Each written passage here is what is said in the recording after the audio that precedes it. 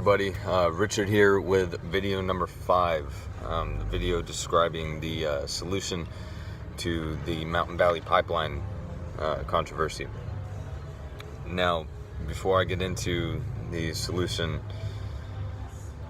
of this issue, I'll just go over a quick review over what we've talked about thus far. Now, as most of us realize,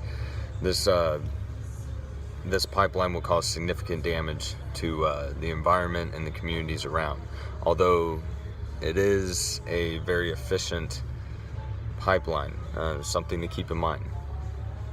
Now, as Sabrina mentioned, it'll destroy over 1,100 acres of forestry, and as Cameron has said, it'll cross over waterways over 1,000 times. Now, that being said, water is becoming more and more scarce, as it is, like throughout the entire world. We may not notice it in our everyday lives, but it is a very, very real thing. Now, a pipeline being crossed over waterways over 1,000 times, if it leaks into these waterways, that could cause irreparable damage to the water that we use, the fresh water that we use and drink in our everyday lives, as a basic necessity. So how can we come up with a solution to go against this problem, right? It's not as simple as, throwing out a concrete solution, though. That's my whole point in this matter. The solution to this problem, I would say, is resolution. We have people on both sides. We have so many people on both sides kind of fighting each other on whether we should or shouldn't have this pipeline. Whether we should, because it's a very efficient pipeline and it could save a lot of money for the government, it could save a lot of money for these private businesses, no matter the case. And then we have people fighting that side, saying that it will and could cause irreparable damage to the environment, the planet that gives us life. Now,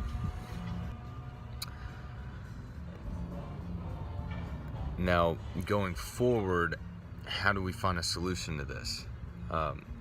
Like I said, resolution, but how do we resolve this problem? Like, how do we resolve this issue? I would say through education. Education is the key solution to this problem. There's no concrete solution that we can come up with right as of now. There's no concrete solution that I'm going to throw at you as of now. But education will lead to resolution in the long run. The more and more people that are educated about both sides, about the efficiency and the damage that it could cause, the more people will come together in turn to be able to compromise with each other. The more people come together and compromise with each other, the quicker we will come to a solution to be able to help our environment and be efficient as humans at the same time.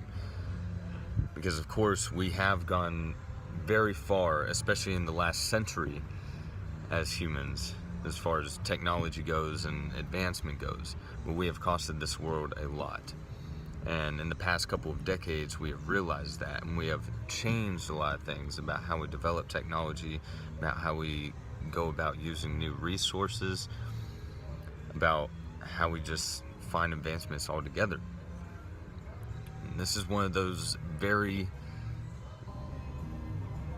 very sensitive topics to where it's not just a one answer solution. It's probably a multiple answer solution, and it will take a long time. So the solution is reminding ourselves that we need to use logic and reason with each other and we need to educate ourselves more and more to be able to discuss this issue with each other, to actually find a solution to this problem. All right, thanks for tuning in. I hope you got something out of this video. Tune in, to the next video where Mark will describe natural resources and